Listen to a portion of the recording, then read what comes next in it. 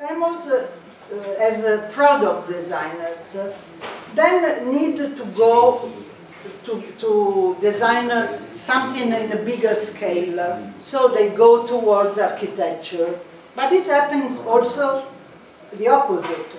The architects like Herzog de Meuron, like Zaha Hadid, that are famous for architecture, and then they need to test themselves in a smaller scale, and they design products. And the Italian companies are very fascinating about these names of architects. Not only because they are famous and they, of course, their name can be a very easy tool for magazines to communicate, the products. Because of course that all the magazines are interested to see new product designed by Zaha Hadid, even if the products are not good. But I mean, there is this interest to see, oh, let's see what she did. And but I think that the interest from the company is not only for that reason, is because from architecture today, in the last year, is in architecture that you find the most interesting and innovative ideas. More than in design, that's my opinion. And so from architecture, there are something that can be transformed and can go also as an innovative concept into design. Designers of Anglo-Saxon background think that the past has nothing to do with the present. We were talking with Ambrogio Rossari about that, So, okay, we are living now, we consider how our epoch is, how the rules are, and we manage to be here and to work with it. It's correct. I don't really like it. Probably is a matter also of generation, because our generation has a different background.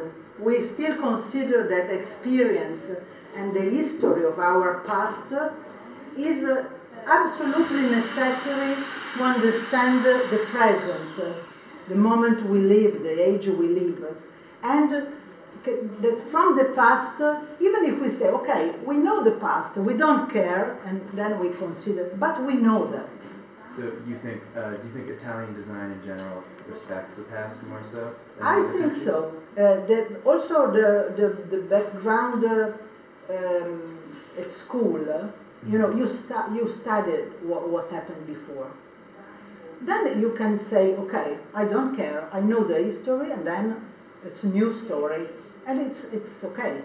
It doesn't mean to know the past that you have to go on in the same mood, but you must know. And the most part of, for instance, in the English school, in England design school, they don't think that to study the history of design is important. And so what happened? That sometimes there are young designers that came here to show to the companies or to us projects that already exist. It's amazing that I can't understand that. You are graduated in design and you don't know that in the 60s the French designer Paul Poulain designed for Hartford all these shapes that now you think you have discovered as the most amazing object in the world. That's absurd, So at least go to internet and find if something exists, But it's method. So Karim used exactly the tools that the contemporary world, and it's okay. I mean, it's successful, so it means it works. I'm not saying it doesn't work. I said that I don't like this difference. Around people, I mean, giving very great importance to people. so Achille Castiglioni, Ettore Sozzas, Philip Stark, Vico Magistretti, became not only a name written under the product on a catalog, but very close to their product, even with their face, their image in the advertising. So that's another things that make the Italian design different from the English, from Scandinavian designer and so on, where you generally don't associate a product to a person, an architect, a designer. Okay, and then the design shows. All the design system is give a great importance to how to show the products. So exhibitions, the fairs. The companies again invest a lot in the presentation of the product. Thanks to this concept, this idea, the furniture fair in Milano became the most important occasion for design in the world. So you come here not only to see furniture, but to see what is going on. There are young people from all over the world that present their new idea, with installation, with things that have nothing to do with the furniture, but that express a new vision of design.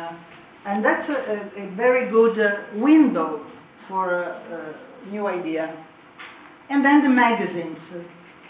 Together with the design at the beginning of the 50s, there were a lot of magazines, Italian architectural magazines, that became the communication tool to show and to spread around the world the new ideas of Italian design. Domus, abitare, interni, and many others. ADI, we discussed already about ADI, is the association that became like, come si dice, cassa di risonanza? Loudspeaker? Like a loudspeaker for the Italian design all over the world. ADI organized many exhibitions around the world on Italian design, and then with the Compasso d'Oro selection, I mean, ADI took the Compasso d'Oro in many countries all over the world. Advertising has always been considered very important for the Italian design.